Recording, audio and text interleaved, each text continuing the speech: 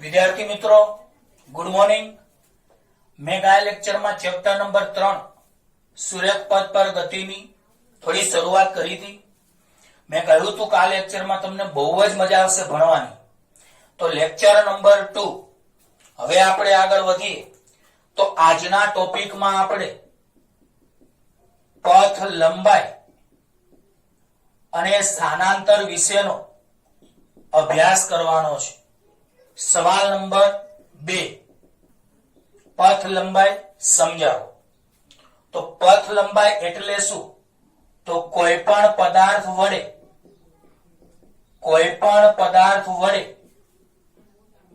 समग्र गति मार्ग पर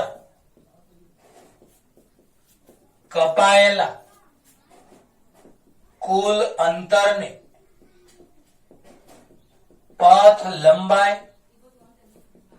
कहे छे। आ एक मुद्दो बराबर याद राखजो कि पथ लंबाई छे शुं? तो पथ लंबाई नो सीधो सादो मतलब कुल अंतर थाय छे। पथ लंबाई नो बोलो सीधो सादो मतलब शुं थाय छे? कुल अंतर। तो कोईपण पदार्थ वडे समग्र गति मार्ग पर कपायेला कुल अंतर ने पथ लंबाई कहे छे। बीजू, पथ लंबाई हमेशा धन ज होय छे। बोलो पथ लंबाई हमेशा केवी होय छे? धन ज होय छे। बीजू, पथ लंबाई अदिश राशि छे। तो पथ लंबाई अदिश छे तेने मात्र मूल्य अने एकमनी ज जरूर छे। बोलो पथ लंबाई ने मूल्य अने शानी जरूर छे? एकमनी ज जरूर छे। ओके, हवे एक आकृति हूँ तमने अत्यारे अहींया दोरू छुं, बराबर याद राखजो। संख्या रेखा तमे एने कही शको छो।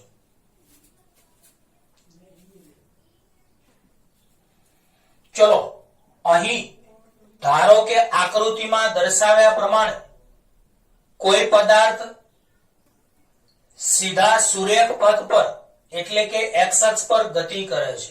તો અહીંયા આપણે લખીએ કે ધારો કે કોઈ પદાર્થ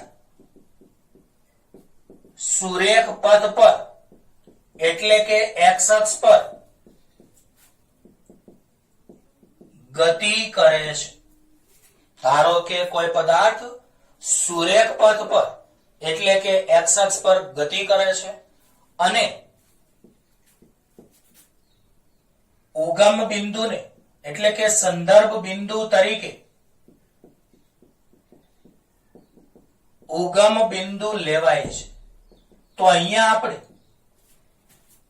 અહીંયા ધારો કે O બિંદુ છે તેને હું ઉગમ બિંદુ કહું અને તેના યામ કેટલા? 0 0 પછી 40 40 નો આપણે ડિફરન્સ રાખીએ। 40 80 120 160 200 240 280 320 360 400 આને આપણે ધનેક્ષ કહીએ। આ બાજુ -40 -80 -120 -160 આ બધા અંતરો મીટરમાં છે એવું યાદ રાખજો। આને કહેવાય ઋણેક્ષ।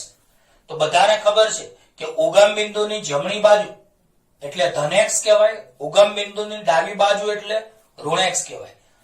બીજું, સુરેખ પદ પર થતી ગતિને કાં તો આગળ અને પાછળ થતી ગતિ તરીકે વર્ણવી શકાય, કાં તો ઉપર અને નીચે થતી ગતિ તરીકે વર્ણવી શકાય, કાં તો ડાબી અને જમણી બાજુ તરફ થતી ગતિ વર્ણવી શકાય। તો બોલો સુરેખ પથ પર થતી ગતિને આગળ પાછળ થતી ગતિ કહી શકાય, ઉપર નીચે થતી ગતિ કહી શકાય, ડાબી જમણી બાજુમાં થતી ગતિ તરીકે ગણી શકાય છે। હવે આ આકૃતિ બરાબર યાદ રાખો. તો હું અહીંયા એક વર્ણન કરું છું, એ ધ્યાન આપજો. ધારો કે કોઈ પદાર્થ ઉગમ બિંદુ O થી ગતિની શરૂઆત કરી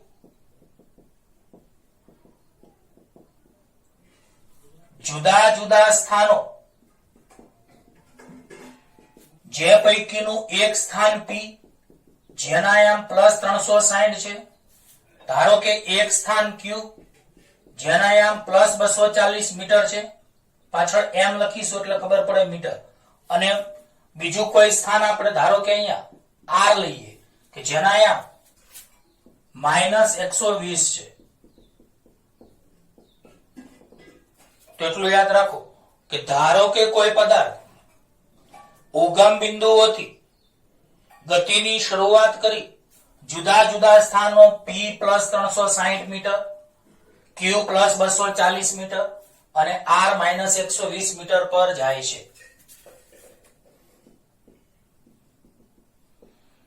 હવે આપણે પથ લંબાઈની વાત કરીએ તો એના માટે હું તમને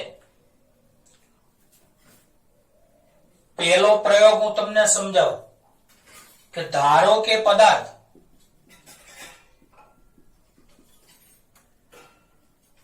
ઉગમ બિંદુ O થી P પર જાય છે.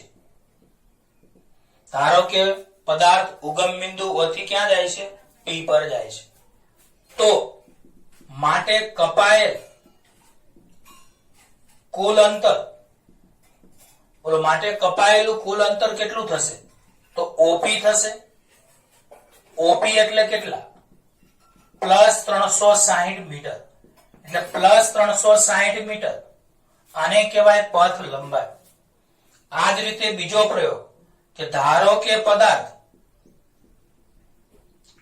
O થી P પર અને ત્યાંથી અને P પરથી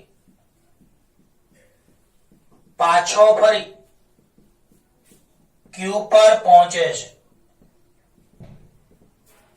તો બોલો ધારો કે પદાર્થ O થી P પર અને P પરથી પાછો ફરી એ Q પર પહોંચે છે. માટે કપાયેલ કુલ અંતર કેટલું કહી શકાય? તો કપાયેલ કુલ અંતર = બોલો પહેલા O થી ક્યાં ગયો? P, એટલે એને કહેવાય OP. બોલો પછી ક્યાં ગયો? P થી Q, તો એને કહેવાય PQ. બોલો O થી P સુધીનું અંતર કેટલું? તો O થી P સુધીનું અંતર 360. ચલો P થી Q સુધીનું અંતર કેટલું? ચલો તમે કહો. P થી Q સુધીનું અંતર, તો O થી P સુધીનું અંતર 360 અને P થી Q સુધીનું, તો 360 માંથી 240 જાય તો કેટલા વધે? તો 360 માંથી 240 જાય તો તમે વિચારો 120 વધશે. કેવી રીતે? આ બધા 40 ના ગાળા છે. 40 40 40 40 40 40. તો આ એક 40 થયું, આ બીજું 40 અને ત્રીજું 40, 120. એવી રીતે પણ ગણી શકાય. અને P 360 છે અને Q 240 છે, તો 360 માંથી 240 જાય તો 120. એનો મતલબ O થી P સુધીનું અંતર એ 360 મીટર છે. P થી Q સુધીનું અંતર 120 મીટર છે. એટલે 360 વત્તા 120 એટલે કહેવાય 480 મીટર. તો આ પથ લંબાઈ તમે કહી શકો છો. બોલો શું કહી શકો છો? પથ લંબાઈ.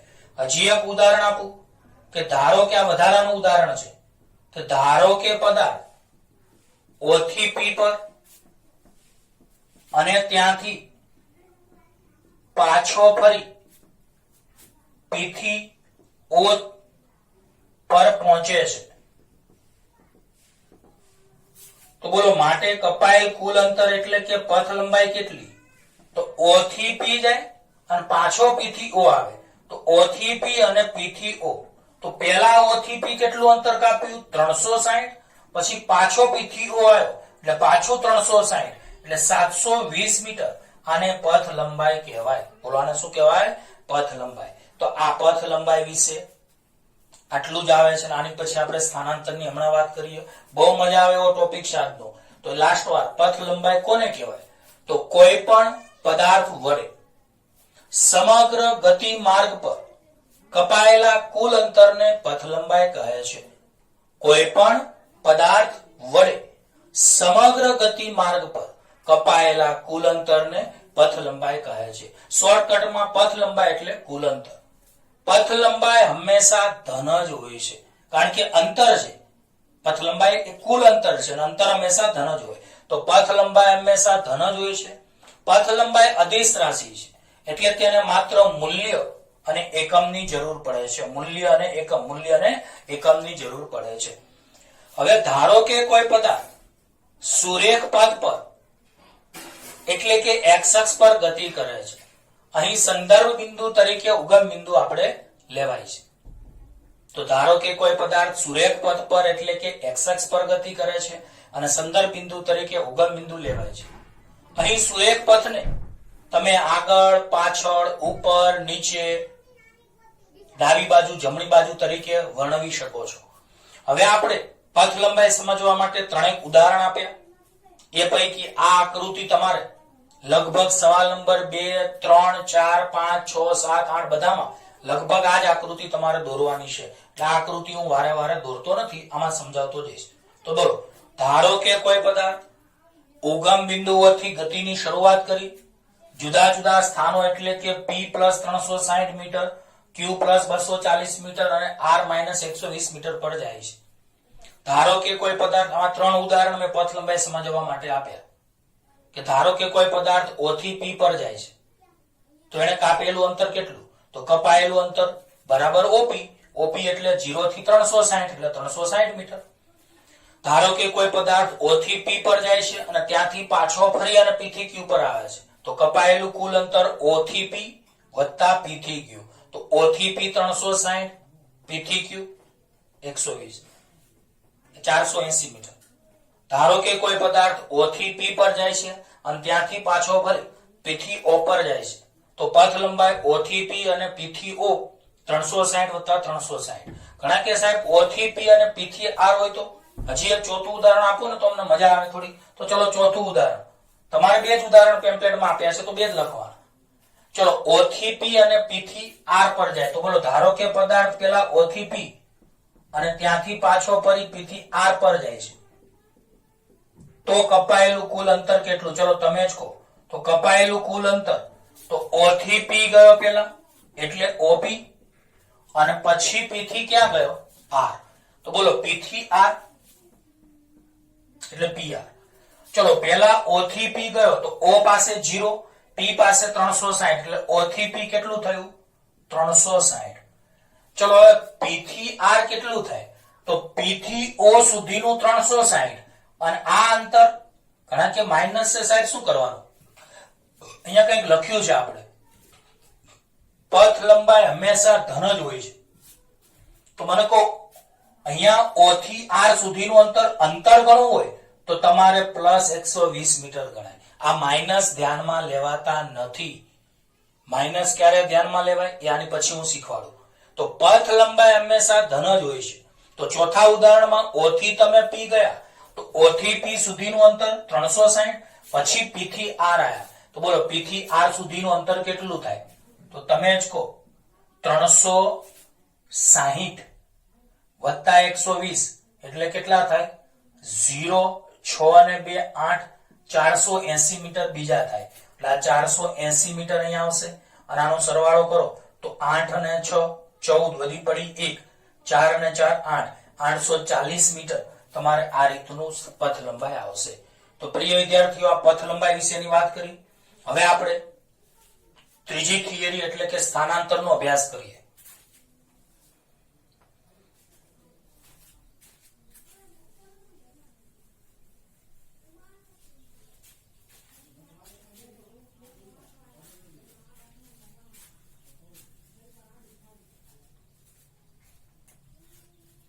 ચલો પ્રશ્ન નંબર 3,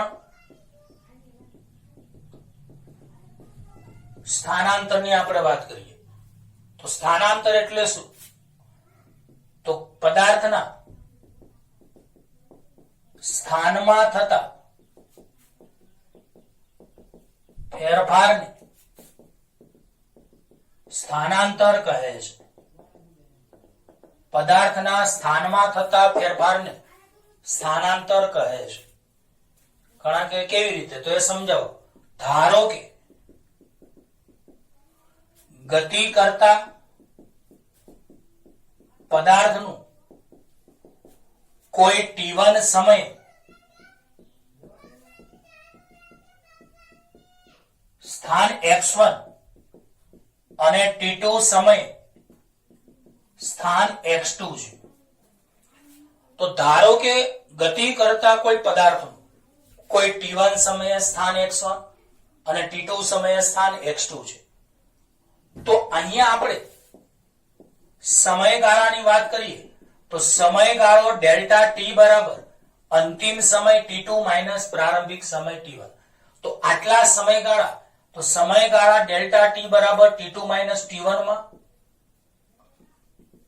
સ્થાનમાં થતો ફેરફાર ડેલ્ટા x બરાબર અંતિમ સ્થાન માઇનસ પ્રારંભિક સ્થાન, અને સ્થાનમાં થતો ફેરફાર એટલે જ એનું બીજું નામ સ્થાનાંતર. તો સ્થાનાંતરની સંજ્ઞા ડેલ્ટા x, અંતિમ સ્થાન x2 અને પ્રારંભિક સ્થાન x1. તો આ બરાબર યાદ રાખજો. પથ લંબાઈ અને સ્થાનાંતરમાં ઘણો ડિફરન્સ છે. આ સમજો અને આની જેવા હું ઉદાહરણ આપું એટલે તમને ખ્યાલ આવે. તો બોલો, ધારો કે ગતિ કરતા પદાર્થનું કોઈ t1 સમયે સ્થાન x1 છે અને t2 સમયે સ્થાન x2 છે. તો આમાં t1 સમયને તમે પ્રારંભિક સમય કહી શકો, x1 ને તમે પ્રારંભિક સ્થાન કહી શકો, t2 ને તમે અંતિમ સમય કહી શકો અને x2 ને તમે અંતિમ સ્થાન કહી શકો છો. તો બોલો, સમયગાળા ડેલ્ટા t બરાબર t2 માઇનસ t1 માં સ્થાનમાં થતો ફેરફાર કેટલો? તો ડેલ્ટા x બરાબર અંતિમ સ્થાન માઇનસ પ્રારંભિક સ્થાન. આ ડેલ્ટા છે એ ફેરફાર માટે વપરાતી સંજ્ઞા છે. કોઈ પણ રાશિની આગળ આવું ડેલ્ટા લગાડવામાં આવે ત્રિકોણ જેવું, તો એ ફેરફાર દર્શાવે છે. અને ડેલ્ટા એક ગ્રીક ભાષાનો શબ્દ છે. આ જે ફેરફારની નિશાની ત્રિકોણ જેવી છે, જેને ગ્રીક ભાષામાં આપણે ડેલ્ટા કહીએ છીએ. તો સ્થાનાંતર ડેલ્ટા x બરાબર અંતિમ સ્થાન x2 માઇનસ પ્રારંભિક સ્થાન x1. હવે આમાં તમે 3 કન્ડિશન પ્રિય વિદ્યાર્થીઓ જાણી શકો છો કે જો અંતિમ સ્થાન x2 પ્રારંભિક સ્થાન કરતા વધારે હોય તો સ્થાનાંતર ડેલ્ટા x બરાબર x2 minus x1 greater than 0 એટલે કે ધન આવે. જો અંતિમ સ્થાન x2 પ્રારંભિક સ્થાન x1 કરતા નાનું હોય તો x2 minus x1 less than 0 આવે, એટલે કે સ્થાનાંતર ઋણ આવે. અને વધારાનું કિસ્સો એ કે જો અંતિમ સ્થાન અને પ્રારંભિક સ્થાન સરખા હોય તો ડેલ્ટા x બરાબર x2 માઇનસ x1 સ્થાનાંતર શૂન્ય આવે. એનો મતલબ સ્થાનાંતર ધનય હોઈ શકે, ઋણય હોઈ શકે અને શૂન્ય પણ હોઈ શકે. બીજું, સ્થાનાંતર સદિશ રાશિ છે. સ્થાનાંતર સદિશ રાશિ છે માટે તેને દર્શાવવા માટે મૂલ્ય, એકમ અને દિશાની જરૂર પડે છે. આ બરાબર યાદ રાખજો. આટલી બધાને ખબર પડી. આટલું હું સમજાવું પછી આની જેમ જ હું તમને ઉદાહરણ અહીંયા સમજાવું છું, જે તમને ખૂબ જ ગમશે ભણવા. બરાબર છે? બહુ જ મજા તમને આવશે ને આવશે. ચલો, પ્રશ્ન નંબર 3 ફરીવાર. સ્થાનાંતર કોને કહેવાય? તો કોઈ ગતિ કરતા પદાર્થના સ્થાનમાં થતા ફેરફારને સ્થાનાંતર કહે છે. બરાબર? કોને કહેવાય સ્થાનાંતર? બોલો તો. ગતિ કરતા કોઈ પદાર્થના સ્થાનમાં થતા ફેરફારને સ્થાનાંતર કહે છે. સ્થાનાંતર સમજવા માટે આપણે એક સંજ્ઞાત્મક ઉદાહરણ હાલ પૂરતું ધ્યાનમાં લીધું કે ધારો કે ગતિ કરતા પદાર્થનું કોઈ t1 સમયે સ્થાન x1 છે અને t2 સમયે સ્થાન x2 છે. તો t1 ને પ્રારંભિક સમય, x1 ને પ્રારંભિક સ્થાન, t2 ને અંતિમ સમય અને x2 ને અંતિમ સ્થાન કહી શકાય. આમ સમયગાળો એટલે અંતિમ સમય માઇનસ પ્રારંભિક સમય, આ યાદ રાખજો. તો સમયગાળા ડેલ્ટા ટી બરાબર અંતિમ સમય T2 માઇનસ પ્રારંભિક સમય T1 માં સ્થાનમાં થતો ફેરફાર એટલે ડેલ્ટા એક્સ બરાબર અંતિમ સ્થાન માઇનસ પ્રારંભિક સ્થાન, એટલે કે સ્થાનાંતર ડેલ્ટા એક્સ બરાબર x2 માઇનસ x1 વડે દર્શાવાય છે. બીજું, જો અંતિમ સ્થાન x2 પ્રારંભિક સ્થાન x1 કરતા મોટું હોય તો સ્થાનાંતર ડેલ્ટા એક્સ બરાબર x2 minus x1 greater than 0, એટલે કે સ્થાનાંતર ધન આવે. જો અંતિમ સ્થાન x2 પ્રારંભિક સ્થાન x1 કરતા ઓછું હોય તો સ્થાનાંતર ડેલ્ટા એક્સ બરાબર x2 minus x1 less than 0, એટલે કે સ્થાનાંતર ઋણ આવે. જો x2 બરાબર x1 એટલે કે અંતિમ સ્થાન બરાબર પ્રારંભિક સ્થાન હોય તો સ્થાનાંતર એ કેવું આવે? તો શૂન્ય આવે. સ્થાનાંતર એ સદિશ રાશિ છે, તેને દર્શાવવા માટે મૂલ્ય, એકમ અને દિશાની જરૂર પડે છે. હવે યાદ રાખો, પ્રશ્ન નંબર 4 એ આ ઉદાહરણ ઉપરથી આપણે લઈશું. પ્રશ્ન નંબર 4 એ પણ આ જ ઉદાહરણ પરથી, અને અહીંયા પ્રશ્ન નંબર આપણે 5 ની ચર્ચા કરીશું. તો પ્રશ્ન નંબર 4 માં તમારે આની આ જ આકૃતિ દોરવાની છે. હવે હું તમને સ્થાનાંતર વિશે વાત કરું તો બરાબર યાદ રાખજો. ચલો, આ એક પ્રયોગ અડધો તો પથ લંબાઈનો મેં સમજાવેલો જ છે. વાદળી અક્ષરે લખું એ સ્થાનાંતરનું સમજવાનું તમારે. તો ચલો, સ્થાનાંતર delta x is equal to કેટલું? અહીંયા આપણે સ્થાનાંતર delta x is equal to કેટલું, અને અહીંયા સ્થાનાંતર delta x is equal to કેટલું? ચલો, તમે મને કહેજો. પહેલો પ્રયોગ શું છે? તો ધારો કે કોઈ પદાર્થ O થી P પર જાય છે. બોલો, પદાર્થ ક્યાં જાય છે? O થી P પર. હવે તમે મને કહો, O થી P પર જાય પદાર્થ, તો O ને શું કહેવાય? પ્રારંભિક સ્થાન. P ને શું કહેવાય? અંતિમ સ્થાન. ફરીવાર, પદાર્થ O થી P પર જાય છે. આ પહેલા નંબરના પ્રયોગની આપણે વાત કરીએ છીએ કે પદાર્થ O થી P પર જાય છે, તો બોલો પ્રારંભિક સ્થાન કયું કહેવાય? O. અંતિમ સ્થાન P. હવે સ્થાનાંતર એટલે શું? તો અંતિમ સ્થાન માઇનસ પ્રારંભિક સ્થાન. તો ચલો મને કહો, આમાં સ્થાનાંતર એટલે અંતિમ સ્થાન કયું? તો અંતિમ સ્થાન એટલે P ના યામ માઇનસ પ્રારંભિક સ્થાન એટલે O ના યામ.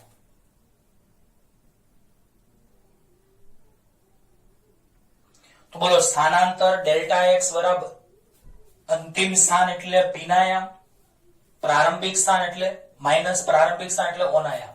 ચલો, અંતિમ સ્થાન એટલે પ્લસ 360 અને પ્રારંભિક સ્થાન અહીંયા 0, તો અહીંયા સ્થાનાંતર આવ્યું પ્લસ 360 મીટર. ચલો, હવે બીજો પ્રયોગ શું છે? તો ધારો કે પદાર્થ O થી P પર અને P થી પાછો ફરીને Q પર જાય છે. બરાબર, પ્રયોગ સાંભળજો. ધારો કે પદાર્થ O થી P પર અને P પરથી પાછો ફરીને Q પર આવે છે. તો તમે મને કહો, આમાં પ્રારંભિક સ્થાન કયું કહેવાય? O. હવે O થી ક્યાં જાય છે? P. પણ P પરથી પાછો ફરીને પાછો Q પર આવે છે. તો બોલો, આમાં પ્રારંભિક સ્થાન કયું કહેવાય? O. અને અંતિમ સ્થાન Q. તો બોલો, અહીંયા સ્થાનાંતર ડેલ્ટા Q બરાબર અંતિમ સ્થાન એટલે Q ના યામ, પ્રારંભિક એટલે O ના યામ. પાકું? તો બોલો, સ્થાનાંતર ડેલ્ટા એક્સ બરાબર અંતિમ સ્થાન માઇનસ પ્રારંભિક સ્થાન. તો એ અંતિમ સ્થાન એટલે Q ના યામ, પ્રારંભિક સ્થાન એટલે O ના યામ. તો એ Q ના યામ પ્લસ 240, O ના યામ 0, એટલે અહીંયા સ્થાનાંતર આવે પ્લસ 240 મીટર. ચલો, હવે આનું આપણે સમજીએ. તો કોઈ પદાર્થ, ત્રીજું ઉદાહરણ, કોઈ પદાર્થ O થી P પર જાય છે અને ત્યાંથી પાછો ફરીને P થી O પર જાય છે. તો ચલો, આનો મતલબ સ્થાનાંતર ડેલ્ટા એક્સ બરાબર, હવે તમે જ મને કહો, પદાર્થ O થી P પર જાય છે અને ત્યાંથી પાછો ફરીને P થી O પર જાય છે. તો પ્રારંભિક સ્થાને O કહેવાય, અંતિમ સ્થાને O કહેવાય. એનો મતલબ અહીંયા અંતિમ સ્થાન એટલે O, પ્રારંભિક સ્થાન એટલે O. તો અંતિમ સ્થાન માઇનસ પ્રારંભિક સ્થાન એટલે અહીંયા 0 માઇનસ 0 એટલે 0 આવે. આનો મતલબ આપ ખબર પડી, સ્થાનાંતર છે એ ધન હોઈ શકે, શૂન્ય હોઈ શકે, અને ઋણનું આપણે ઉદાહરણ એ પછી આપણે આપીએ. ઓકે, તો ચલો હવે હું તમને પથ લંબાઈ અને સ્થાનાંતરનો ડિફરન્સ શીખવાડું. આ લાલ કલરમાં જે આપણે છે પથ લંબાઈ છે અને આ વાદળી કલરમાં છે સ્થાનાંતર છે. તો ચલો પહેલો મુદ્દો શું કહેવા માંગે છે, તો બોલો તમે પદાર્થને પહેલા O થી P પર લઈ ગયા તો O થી P પર પથ લંબાઈ કેટલી આવી? 360 મીટર. અને O થી P સુધી સ્થાનાંતર કેટલા? પરિવાર સમજાવી દો. ચલો એકવાર ધ્યાન આપજો. O થી P સુધીનો પહેલો પ્રયોગ. તો પહેલી સ્થિતિમાં પ્રારંભિક સ્થાન O, અંતિમ સ્થાન P. તો સ્થાનાંતર ડેલ્ટા x બરાબર અંતિમ સ્થાન P ના યામ માઇનસ પ્રારંભિક સ્થાન O ના યામ એટલે પ્લસ 360 માઇનસ 0 એટલે પ્લસ 360 મીટર. ચલો બીજો પ્રયોગ O થી P અને P થી Q. તો આમાં પ્રારંભિક સ્થાન O, અંતિમ સ્થાન Q. તો સ્થાનાંતર ડેલ્ટા x બરાબર અંતિમ સ્થાન Q ના યામ માઇનસ પ્રારંભિક સ્થાન O ના યામ એટલે પ્લસ 240 માઇનસ 0 એટલે પ્લસ 240 મીટર. અને ત્રીજો પ્રયોગ O થી P અને P થી O. તો એમાં પ્રારંભિક સ્થાને O છે, અંતિમ સ્થાને O છે એટલે સ્થાનાંતર ડેલ્ટા x બરાબર O ના યામ માઇનસ O ના યામ એટલે 0 માઇનસ 0 બરાબર 0. હવે તમને પ્રશ્ન નંબર 4 માં આ બે મુદ્દાઓ તમારે આવશે, પથ લંબાઈ અને સ્થાનાંતરના. એટલે હું એક થિયરી ચલાવું છું પણ એમાં 5 થિયરી ભેગી આવી જશે તમારે. કઈ કઈ? ચોથી, પાંચમી અને છઠ્ઠી પણ આની જોડે જ આવી જશે. તો ચલો મારી સાથે ધ્યાન આપજો કે પથ લંબાઈ અને સ્થાનાંતરની આપણે ચર્ચા કરીએ તફાવતની. તો તમે પહેલા પ્રયોગમાં શું જોયું કે પદાર્થની ગતિ O થી P પર છે. તો O થી P પરની પથ લંબાઈ 360 આવી, સ્થાનાંતર 360 આવ્યું. એનો મતલબ O થી P જતા પથ લંબાઈ અને સ્થાનાંતર સરખા આવે છે. બોલો, પથ લંબાઈ અને સ્થાનાંતર કેવા આવે છે? સરખા આવે છે. ચલો બીજો પ્રયોગ, O થી તમે P પર ગયા અને P થી Q પર ગયા. તો O થી P અને P થી Q પર ગયા તો તમને પથ લંબાઈ કેટલી આવી? 480 મીટર. O થી P અને P થી Q ગયા તો કુલ અંતર એટલે કે પથ લંબાઈ કેટલી આવી? 480. પરંતુ સ્થાનાંતર કેટલું આવ્યું? 240. એનો મતલબ પથ લંબાઈ એ સ્થાનાંતરથી મોટી છે. આ લાલ કલરનો છે પથ લંબાઈ છે અને વાદળી કલર સ્થાનાંતર છે. તો તમને હું ડિફરન્સ શીખવાડું છું, પથ લંબાઈ અને સ્થાનાંતરનો તફાવત. ત્રીજો મુદ્દો કે અહીં પથ લંબાઈ પ્રયોગ કયો છે? O થી P અને P થી O નો. તો O થી P અને P થી O ગયા તો પથ લંબાઈ 720 મીટર આવી અને સ્થાનાંતર એ 0 આવ્યું. એનો મતલબ પથ લંબાઈ સ્થાનાંતરથી મોટી છે. તો આ વસ્તુને બરાબર નજર યાદ રાખજો કે પથ લંબાઈ સ્થાનાંતર જેટલી હોઈ શકે, પથ લંબાઈ સ્થાનાંતરથી મોટું હોય પણ પથ લંબાઈ સ્થાનાંતરથી નાની કદાપી ન હોય, એટલે લેસ ધેન ક્યારેય ન આવે. આને કહેવાય નોટ લેસ ધેન. તો આ એક મુદ્દો યાદ રાખજો. પથ લંબાઈ અને સ્થાનાંતર ના ડિફરન્સની આપણે વાત કરીએ તો પથ લંબાઈ અને સ્થાનાંતર બંને સરખા હોઈ શકે. પથ લંબાઈ સ્થાનાંતરથી હંમેશા મોટું હોય પણ પથ લંબાઈ એ સ્થાનાંતરથી નાની તો ના જ હોય. બરાબર. અને સ્થાનાંતર એ હંમેશા એટલે ક્યારેક સ્થાનાંતર 0 પણ હોઈ શકે છે. તો આ સ્થાનાંતર વિશેનો આપણે અભ્યાસ કર્યો. તો આજે મેં તમને પ્રશ્ન નંબર 2 પથ લંબાઈ આની પહેલા સમજાવ્યું, પ્રશ્ન નંબર 3 સ્થાનાંતર સમજાવ્યું, પ્રશ્ન નંબર 4 સાબિત કરો કે ગતિમાન પદાર્થ માટે પથ લંબાઈ સ્થાનાંતર જેટલી હોય અને પથ લંબાઈ સ્થાનાંતરથી મોટી હોય, એટલે કે પથ લંબાઈ અને સ્થાનાંતર સરખા ન પણ હોય. ફરીવાર પ્રશ્ન નંબર 4 સાબિત કરો કે ગતિમાન પદાર્થ માટે પથ લંબાઈ અને સ્થાનાંતરનું મૂલ્ય સમાન પણ હોઈ શકે અને સમાન ન પણ હોય. અને પાંચમો મુદ્દો કે ગતિમાન પદાર્થ માટે પથ લંબાઈ કદાપી 0 ન હોય પણ સ્થાનાંતર 0 હોઈ શકે તેવું એક ઉદાહરણ આપો. તો યાદ રાખો કે કોઈ પદાર્થ ગતિ કરતો હોય તો પણ તેનું સ્થાનાંતર 0 હોઈ શકે પણ પથ લંબાઈ કદાપી 0 હોઈ શકે નહીં. તો આ બરાબર મુદ્દો યાદ રાખજો કે પથ લંબાઈ પ્રશ્ન નંબર 4 આ રીતનો છે કે સાબિત કરો કે પથ લંબાઈ અને સ્થાનાંતરના મૂલ્યો સમાન પણ હોઈ શકે અને સમાન ના પણ હોઈ શકે, એટલે કે પથ લંબાઈ સ્થાનાંતરથી મોટું પણ હોય. પ્રશ્ન નંબર 5 સાબિત કરો કે ગતિ કરતા પદાર્થ દરમિયાન પથ લંબાઈ શૂન્ય ન હોય પરંતુ સ્થાનાંતર શૂન્ય હોય. તો હવે હું તમને તફાવત શીખવાડું છું. તો એક કામ કરો, તફાવતના મુદ્દા હું અહીંયા લખતો જાઉં છું, જે તમારે પ્રશ્ન નંબર 6 માં આવશે. તો પ્રશ્ન નંબર 6 પથ લંબાઈ અને સ્થાનાંતર વચ્ચેનો તફાવત.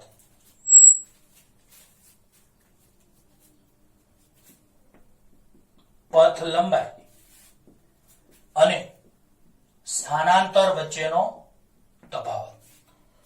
તો હવે અત્યાર સુધી જે મુદ્દા બોલે બધા ભેગા કરીને આપણે લખી દઈએ. ચલો, પથ લંબાઈ એટલે શું?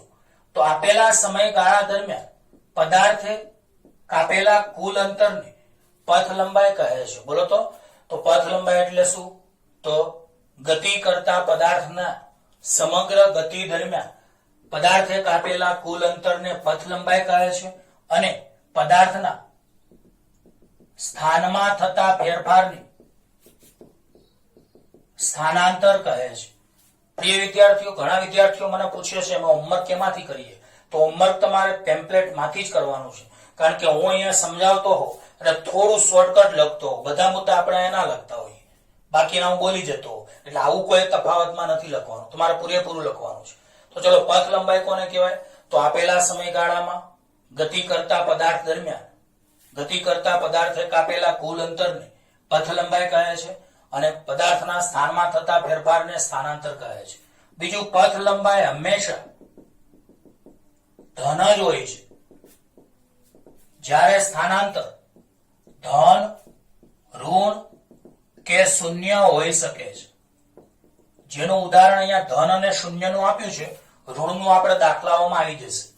બીજું, પથ લંબાઈ એ અદિશ રાશિ છે, જ્યારે સ્થાનાંતર એ સદિશ રાશિ છે. બીજું, પથ લંબાઈ હંમેશા સ્થાનાંતરથી કેવી હોય? મોટી જ હોય છે. બીજું, ઇક્વલ હોય છે. તો પથ લંબાઈ સ્થાનાંતરથી મોટી હોય છે. તો આગળ એક વસ્તુ લખી શકો કે જો પદાર્થની ગતિ સુરેખ પથ પર થતી હોય, સુરેખ પથ પર ન થતી હોય, એટલે કે આડાઅવળી ગતિ થતી હોય, તો જો પદાર્થની ગતિ સુરેખ પથ પર ન થતી હોય તો પથ લંબાઈ સ્થાનાંતરથી હંમેશા મોટું જ હોય છે. જો પદાર્થની ગતિ સુરેખ પથ પર ન થતી હોય તો, એટલે કે પદાર્થની ગતિ આવી રીતની થતી હોય તો અહીંયા પ્રારંભિક સ્થાન અને અંતિમ સ્થાન, તો પથ લંબાઈ વધારે આવશે પણ સ્થાનાંતર આટલું જ આવશે. તો આ PQ આટલું સ્થાનાંતર કહેવાય, પણ આ બધું અહીંયાથી અહીંયા સુધી જે છે એને પથ લંબાઈ કહેવાય. તો બોલો, જો પદાર્થની ગતિ સુરેખ, આને સુરેખ ગતિ કહેવાય, આપણે જે ઉદાહરણ આપ્યું એને સુરેખ ગતિ કહેવાય.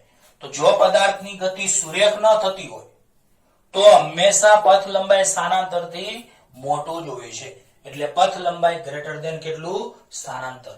પણ મેં તો તમને ગુણધર્મ કહી જ દીધો કે પથ લંબાઈ સ્થાનાંતરથી મોટી હોઈ શકે કાં તો એના જેટલી હોઈ શકે, પણ શૂન્ય તો ના જ હોઈ શકે, નાની પણ ના હોઈ શકે. બીજું, પથ લંબાઈ કદાપી શૂન્ય ન હોઈ શકે, જ્યારે સ્થાનાંતર શૂન્ય હોઈ શકે છે.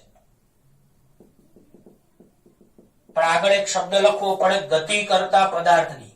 સ્થિર હોય તો કોઈ વાત જ નથી. કોઈ પદાર્થ સ્થિર હોય તો પથ લંબાઈ અને સ્થાનાંતર બંને શૂન્ય જ આવે. પણ બોલો, ગતિ કરતા પદાર્થ માટે પથ લંબાઈ કદાપી શૂન્ય ન હોઈ શકે, પણ ગતિ કરતા પદાર્થ માટે સ્થાનાંતર શૂન્ય હોઈ શકે. યાદ રાખજો. આ જો ત્રીજું ઉદાહરણ કે ગતિ કરતા પદાર્થ માટે પથ લંબાઈ કદાપી શૂન્ય ન હોઈ શકે, 720 પણ ગતિ કરતા પદાર્થ માટે સ્થાનાંતર શૂન્ય હોઈ શકે. કે જો પ્રારંભિક સ્થાન અને અંતિમ સ્થાન એક થઈ જાય તો સ્થાનાંતર શૂન્ય. તો આ યાદ રાખવા જેવું છે કે ગતિ કરતા કોઈ પદાર્થ માટે પથ લંબાઈ કદાપી શૂન્ય ન હોય, પરંતુ ગતિ કરતા પદાર્થ માટે સ્થાનાંતર શૂન્ય હોઈ શકે છે. બીજું, પથ લંબાઈ પરથી અંતિમ સ્થાન જાણી શકાતું નથી, પરંતુ સ્થાનાંતર પરથી અંતિમ સ્થાન જાણી શકાય છે. ઘણા કે કેવી રીતે? તો હમણાં મેં તમને એક સ્થાનાંતરનું સૂત્ર લખ્યું હતું કે સ્થાનાંતર એટલે અંતિમ સ્થાન માઇનસ પ્રારંભિક સ્થાન. તો અંતિમ સ્થાન, હવે હું તમને સ્થાનાંતરનું મૂલ્ય આપી દઉં અને પ્રારંભિક સ્થાન આપો તો તમે અંતિમ સ્થાન શોધી શકો છો. આ કે ના? તો આ મુદ્દા ફરીવાર હું રિપીટ કરું છું, એકવાર ધ્યાન આપજો કે પથ લંબાઈ, તો પદાર્થે કાપેલા કુલ અંતરને પથ લંબાઈ કહેવાય. પદાર્થના સ્થાનમાં થતા ફેરફારને સ્થાનાંતર કહેવાય. પથ લંબાઈ એ કુલ અંતર હોવાથી હંમેશા ધન જ હોય છે, જ્યારે સ્થાનાંતર ધન, ઋણ કે શૂન્ય હોઈ શકે છે. પથ લંબાઈ અદિશ છે એટલે એને મૂલ્ય અને એકમની જરૂર પડે, જ્યારે સ્થાનાંતર સદિશ છે એટલે મૂલ્ય, એકમ અને દિશાની જરૂર પડે. બીજું, પથ લંબાઈ હંમેશા સ્થાનાંતરથી મોટી જ હોય કાં તો એના જેટલી હોય. પથ લંબાઈ સ્થાનાંતરથી નાની ક્યારેય ના હોય. બીજું, ગતિ કરતા પદાર્થ માટે પથ લંબાઈ કદાપી શૂન્ય ન હોઈ શકે, પણ ગતિ કરતા પદાર્થ માટે સ્થાનાંતર શૂન્ય હોઈ શકે. બીજું, પથ લંબાઈ પરથી અંતિમ સ્થાન જાણી શકાતું નથી. પથ લંબાઈ પરથી ગતિ કરતા પદાર્થનું અંતિમ સ્થાન જાણી શકાતું નથી, પણ સ્થાનાંતર પરથી ગતિ કરતા પદાર્થનું અંતિમ સ્થાન જાણી શકાય છે. બીજું, કેવી રીતે? તો સ્થાનાંતર બરાબર અંતિમ સ્થાન માઇનસ પ્રારંભિક સ્થાન. જો તમને પ્રારંભિક સ્થાન અને સ્થાનાંતર ખબર હોય તો તમે અંતિમ સ્થાન જાણી શકો છો. ઓકે? તો પ્રિય વિદ્યાર્થીઓ, આ લેક્ચરમાં આપણે પ્રશ્ન નંબર 2 ભણ્યા પથ લંબાઈ, પ્રશ્ન નંબર 3 ભણ્યા સ્થાનાંતર, પ્રશ્ન નંબર 4 પથ લંબાઈ અને સ્થાનાંતર સમાન છે, પથ લંબાઈ સ્થાનાંતરથી મોટી છે એ ભણ્યા. પ્રશ્ન નંબર 5 પથ લંબાઈ ગતિ કરતા પદાર્થ માટે શૂન્ય ન હોઈ શકે પણ સ્થાનાંતર શૂન્ય હોઈ શકે એ ભણ્યા. અને પ્રશ્ન નંબર 6 પથ લંબાઈ અને સ્થાનાંતર વચ્ચેનો આપણે તફાવત ભણ્યા. હવે આપણે એક નાના આલેખની ચર્ચા કરીએ, જે ખૂબ અગત્યનો મુદ્દો છે. બરાબર ધ્યાન આપજો.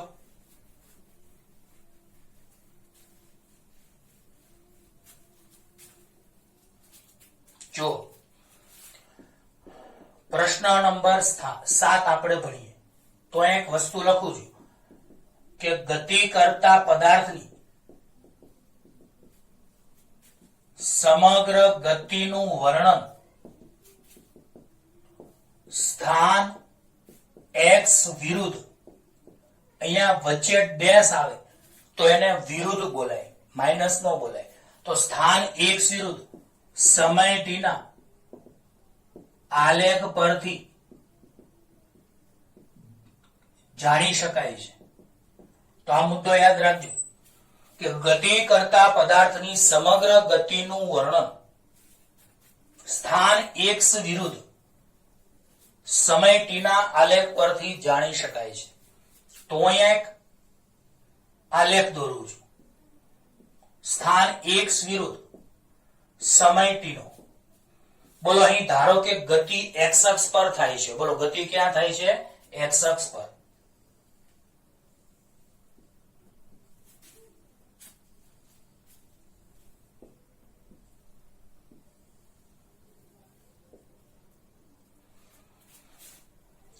x વિરુદ્ધ t નો આલેખ, x વિરુદ્ધ t નો આલેખ, સ્થાન x વિરુદ્ધ t નો આલેખ, સ્થાન x વિરુદ્ધ t નો આલેખ. ઓકે? ઓકે, ચલો. હવે હું એક આલેખ આવો દોરું છું. ચલો, હું પેલા તમને પૂછું, બોલો આ કોના વિરુદ્ધ કોનો આલેખ છે? તો બધા કહેશે સ્થાન x વિરુદ્ધ સમય t નો આલેખ. તો બધા ખોટા. અત્યારે બોર્ડ ઉપર તમને જે દોરેલું દેખાય છે એ આલેખ છે જ નહીં. આને ખોખો કહેવાય, આને કહેવાય સ્થાન x અક્ષ, આને કહેવાય સમય t અક્ષ, આને કહેવાય સ્થાન x અક્ષ, આને કહેવાય સમય t અક્ષ, આને કહેવાય સ્થાન x અક્ષ સમય t અક્ષ, આને કહેવાય સ્થાન x અક્ષ સમય t અક્ષ. આલેખ કોને કહેવાય? તો હું લાલ કલરનો જે દોરું છું હમણાં એને આલેખ કહેવાય. આ આલેખ કહેવાય. લાલ કલરનું આપણે જે દોર્યું એને શું કહેવાય? આલેખ. આ જ રીતે આને આલેખ કહેવાય. આ આલેખ કહેવાય અને આને આલેખ કહેવાય. હવે આ આલેખનો આપણે અભ્યાસ કરીએ પણ એની પહેલા એક વસ્તુ હું તમને સમજાવી દઉં.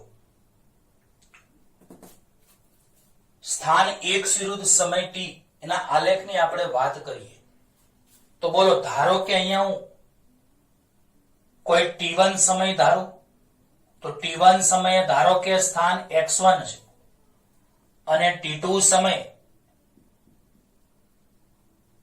સ્થાન x2 છે.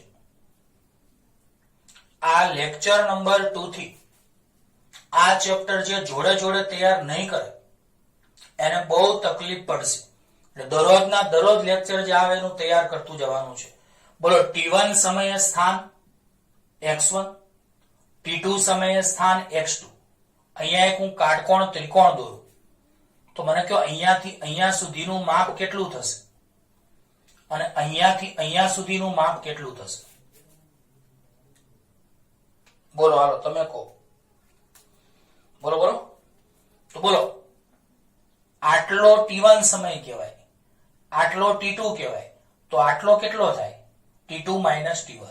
તો ડેલ્ટા t બરાબર t2 માઇનસ t1. ફરી વાર કહું છું, અહીંયાથી અહીંયા સુધીનું t1 અને અહીંયાથી અહીંયા સુધીનું t2. તો અહીંયાથી અહીંયા સુધીનું જો t1 કહેવાય, અહીંયાથી અહીંયા સુધીનું t2 કહેવાય, તો આ કેટલું કહેવાય? t2 માઇનસ t1, જે અહીંયા મેં ઉપર લખ્યા છે. આ જ રીતે અહીંયાથી અહીંયા સુધીનું આ x1 કહેવાય, અહીંયાથી અહીંયા સુધીનું આ x2 કહેવાય, તો આ કેટલું કહેવાય? અહીંયાથી અહીંયા સુધીનું x1 અંતર, અહીંયાથી અહીંયા સુધીનું x2, તો આ કેટલું કહેવાય? x2 minus x1. તો એ અહીંયા હું લખું ડેલ્ટા x બરાબર x2 માઇનસ x1. તો તમને એક ત્રિકોણ જેવું દેખાય છે, ABC કાટકોણ ત્રિકોણ. અને કાટકોણ ત્રિકોણમાં જે AC છે તેને ઢાળ કહેવાય. સૌથી વધારે અગત્યનો મુદ્દો એ હું હવે અહીંયા લખું છું. તો બરાબર ધ્યાન આપજો કે સ્થાન x વિરુદ્ધ, આ માઇનસ તો વાંચતા અને વિરુદ્ધ બોલાય, તો સ્થાન x વિરુદ્ધ સમય t ના આલેખનો ઢાળ, આલેખનો ઢાળ બરાબર, ઘણા કે ઢાળ એટલે તો ઢાળની સંજ્ઞા m છે અને m એટલે tan થીટા થાય. તો અહીંયા હું ખૂણો થીટા લઉં તો tan થીટા બરાબર સામે ભાગ્યા પાસે. આ મુદ્દો બરાબર સમજજો. આજે લેક્ચરમાં આપણે આખી થિયરી પૂરી નહીં કરીએ, થોડુંક બેઝિક ચલાવીશું, પછી આપણે બીજા લેક્ચરમાં આ થિયરી ડિટેલમાં ભણીશું. તો અત્યારે હાલ પૂરતું તમે બરાબર અહીંયા ધ્યાન આપજો. સ્થાન x વિરુદ્ધ સમય t ના આલેખનો ઢાળ બરાબર m બરાબર tan થીટા બરાબર, ઘણા કે ઢાળ એટલે તો ઢાળની સંજ્ઞા m, m એટલે tan થીટા. હવે તમને કાટકોણ ત્રિકોણ અહીંયા નજરે પડે છે ABC, એમાં આ થીટા હોય તો tan થીટા બરાબર સામે એટલે ડેલ્ટા x, પાસે એટલે ડેલ્ટા t. ડેલ્ટા x ન લખવા હોય તો એને x2 માઇનસ x1 કહેવાય, આને કહેવાય t2 માઇનસ t1. તો મેં ગયા લેક્ચરમાં ખબર છે બે સૂત્રો કીધા હતા, સરેરાશ ઝડપ બરાબર પથ લંબાઈ ભાગ્યા સમયગાળો અને સરેરાશ વેગ બરાબર સ્થાનાંતર ભાગ્યા સમયગાળો. બોલો, x2 માઇનસ x1 ને શું કહેવાય? સ્થાનાંતર. t2 માઇનસ t1 ને શું કહેવાય? સમયગાળો. અને સ્થાનાંતર ભાગ્યા સમયગાળાને શું કહેવાય? સરેરાશ વેગ કહેવાય. તો યાદ રાખજો, અહીંયા આને કહેવાય સરેરાશ વેગ, જેની સંજ્ઞા સરેરાશ v અથવા v બાર છે. તો આ મુદ્દો બધાને ઊંઘમાં યાદ હોવો જોઈએ, દાખલો નહીં આવડે. દાખલા જે ભણીશું એના માટે બે મુદ્દો બહુ કામનો છે. તો બરાબર યાદ રાખજો કે સ્થાન x વિરુદ્ધ સમય t ના આલેખનો ઢાળ, એની સંજ્ઞા m, એના બરાબર tan થીટા બરાબર સામે ટેન થીટા એટલે સામે ભાગ્યા પાસે, તો સામે ડેલ્ટા એક્સ, પાસે ડેલ્ટા ટી એટલે બરાબર x2 minus x1 upon t2 minus t1 બરાબર સ્થાનાંતર ભાગ્યા સમયગાળો એટલે કે સરેરાશ વેગ આપે છે. એટલું યાદ રાખશો. તો બોલો સ્થાન x વિરુદ્ધ સમય t ના આલેખનો ઢાળ બરાબર m બરાબર tan થીટા બરાબર delta x upon delta t બરાબર x2 minus x1 upon t2 minus t1 બરાબર સ્થાનાંતર ભાગ્યા સમયગાળો x2 માઇનસ x1 એટલે સ્થાનાંતર, t2 માઇનસ t1 એટલે સમયગાળો બરાબર સરેરાશ વેગ આપે છે. તો ચલો સૌથી પહેલા હું તમને આલેખના પ્રકારની વાત કરું. તો ચલો આ પહેલું નંબર તમને દેખાય છે. બોલો એમાં આલેખનો પ્રકાર તમને કેવો દેખાય છે? તો આને કહેવાય સમય અક્ષને, આ કઈ અક્ષ કહેવાય? સમય અક્ષ. સમય અક્ષને સમાંતર, સમય અક્ષને સમાંતર આલેખ કહેવાય. ચલો આમાં આલેખનો પ્રકાર કેવો કહેવાય? તો આમાં કહેવાય આલેખનો પ્રકાર સુરેખ, કૌંસમાં લખાય વધતો. આ ધનેક્ષ દિશામાં ગતિ કરે છે એવું દર્શાવે છે. ચલો આમાં આલેખનો પ્રકાર કેવો કહેવાય? તો આમાં આલેખનો પ્રકાર સુરેખ જ કહેવાય, પણ તમે ઘટતો કહી શકો છો. અને આ આલેખનો પ્રકાર કેવો કહેવાય? તો આલેખનો પ્રકાર ચઢાવ ઉતાર વાળો. આ ચઢાવ ઉતાર વાળો આલેખ કહેવાય. અને આને કહેવાય અનિયમિત ગતિ. બોલો કઈ ગતિનો આલેખ કહેવાય? અનિયમિત ગતિ. ચલો હવે આ આલેખ કેવો છે? તો સમજી લો અહીંયા 40 મીટર છે. તો આનો મતલબ આમ તમે જાઓ છો તો સમય વધે છે, પરંતુ સ્થાન અચળ છે. સ્થાન અચળ છે.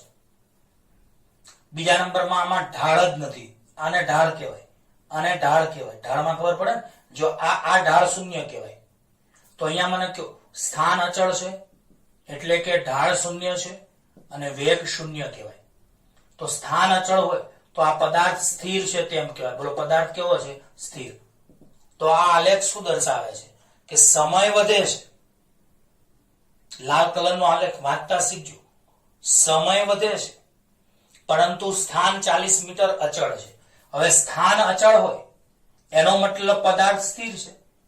તમે 2 સેકન્ડે, 4 સેકન્ડે, 6 સેકન્ડે, 8 સેકન્ડે, 10 સેકન્ડે સમય વધતો જાય છે.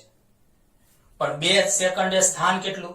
40 મીટર. 4 સેકન્ડે સ્થાન 40 મીટર. 6 સેકન્ડે સ્થાન 40 મીટર. 8 સેકન્ડે સ્થાન 40 મીટર. 10 સેકન્ડે સ્થાન 40 મીટર. એનો મતલબ સમય વધે છે પણ સ્થાન અચળ છે. તો સમય વધે છે અને સ્થાન અચળ છે. તો સ્થાન અચળ હોય તો એ પદાર્થ સ્થિર છે તેમ કહેવાય. બીજા નંબરમાં આમાં ત્રિકોણ રચાય છે. ત્રિકોણ જ ના રચાય તો ઢાળ કેવો છે? શૂન્ય. આને કહેવાય. અને ઢાળ એ કોણ આપે છે? તો વેગ આપે છે. તો બોલો એટલું યાદ રાખો, x વિરુદ્ધ t ના આલેખનો ઢાળ એ વેગ આપે છે. તો અહીંયા ઢાળ જ શૂન્ય એટલે વેગ શૂન્ય. તો તમારે આટલું જ લખવાનું છે. તો બોલો આકૃતિ એમાં સ્થાન x વિરુદ્ધ સમય t નો આલેખ દર્શાવેલો છે, જેમાં જોઈ શકાય છે કે આલેખનો પ્રકાર સમય અક્ષને સમાંતર છે. આ લાલ કલરની લીટી દોરી છે ને આલેખ છે.